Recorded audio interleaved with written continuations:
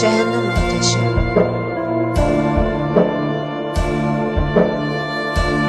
Yaxşı tərbiyə almış publika səbirsizliklə pərdələrə zillənib, premyeranın başlamasını gözləyəndə ətrafda qəribə ab-hava vardı. Bir neçə alim, məşhur şəxs, konqresmen və çox az müxbir. Premyeraya gəlməyə lazım bilənlər bunlar idi. Kontinental mətbuatın Washington bürosunun müxbiri Elvin Horner yanında Los Alamos'dan olan Joseph Vincenzo'nu gördü. Yəqin bu dəfə nəsə öyrənərik, dedi. Vincenzo eynəyinin arxasından ona baxdı. Əsas bu deyil. Horner qaşqabağını tökdü. Bugün onlar ilk dəfə atom partlayışının unikal, yüksək yavaşlanmış görüntülərini görəcəkdilər. Partlayışın qütüblərinin istiqamətini dəyişən yüksək keyfiyyətli linzaların köməyi ilə partlayış anı ayrı-ayrı şəkillərə bölünmüşdü. Fotolar saniyənin milyardda bir gecikməsi ilə çəkilmişdi. Dünən atom bombası partlanmışdı. Bugün isə bu kadrları qeyri-adi, möhtəşəm detalları ilə göstərəcəkdilər. Sizcə bu işləməyəcək? Horner soruşdu. Vincenzo'nun siması əzab-əziyyətlə əyildi. Əlbəttə işləyəcək. Biz artıq təcrübəni keçirdik. Amma əsas məsələ odur ki, nədir? Bu bombalar bəşəriyyətin ölüm hökmü deməkdir. Məncə biz nəsə öyrənməyə hazır deyilik. Vincenzo başını arxaya atdı. Budur, onlara baxın. Onlar həyəcanlıdırlar, əsəbləri pozulub, amma qorxmurlar. Onlar atom bombasının daşıdığı təhlükədən xəbərdardılar. Onlar da qorxurlar. Müxbir etiraz etdi. Yox, alim dedi.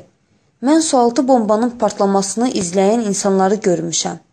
Bu partlayış bütöv adanı heç nəyə çevirmişdi.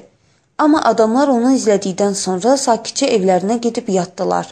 İnsan təbiəti belədir. Onlara min illərdir ki, günahkarların cəzalandırılacağı cəhənnəm atəşindən danışırlar. Amma effekt demək olar ki, yoxdur. Cəhənnəm atəşi? Siz inanclısınız, Seyr. Dünən gördüyüm şey özü ilə cəhənnəm atəşidir. Sözün əsl mənasında. Horner üçün bu kifayət idi. O yerini dəyişdi və narahat baxışlarla publikanı izlədi. Görəsən onlardan biri qorxu hissi keçirirdi? Cəhənnəm atəşindən narahat olurdu? Horner beləsini görmədi. İşıqları söndürdülər. Proyektor işlədi. Ekranda alov gülləsi göründü.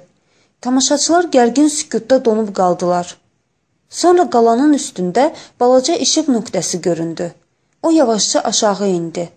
Bir-bir ləçəklərini tökən çiçəyə bənzəyirdi. İşıq və kölgə oyunu qəribə təəssürat yaradırdı.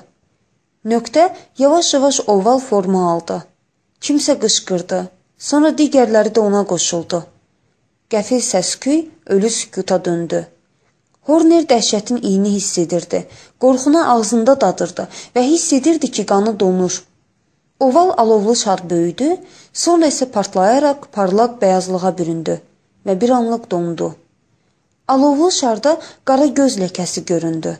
Sonra qaşlar, sonra alına V şəklində düşən saçlar və cəhənnəm atəşində gülən ağız şəkli və buynuzlar göründü. Tərcümə etdi Gülər Qasımova. Səsləndirdi Gülər Qasımova.